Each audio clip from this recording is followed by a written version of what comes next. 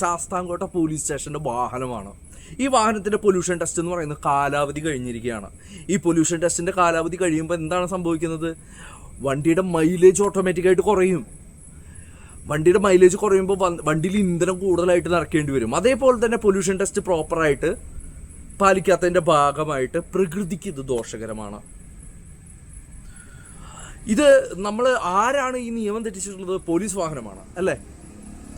അതായത് കഴിഞ്ഞ വർഷം 23-ാം തീയതി മെയ്യിൽ പൊല്യൂഷൻ ടെസ്റ്റിൻ്റെ കാലാവധി കഴിഞ്ഞ് കഴിഞ്ഞാൽ ഇപ്പോൾ 2025 പോലും ഈ പൊല്യൂഷൻ ടെസ്റ്റ് കാര്യങ്ങൾ കാലാവധി എന്ന് പറയുന്നത് കഴിഞ്ഞത് പുതുക്കിയിട്ടില്ല.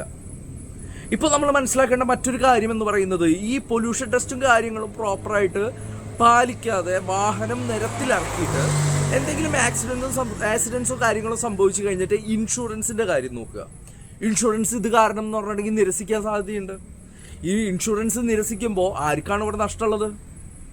അത് പോലീസ് വകുപ്പ് കാര്യങ്ങൾ പ്രോപ്പറായിട്ട് പാലിക്കാത്തതിൻ്റെ ഭാഗമായിട്ട് വകുപ്പിലാണോ നഷ്ടമുള്ളത്?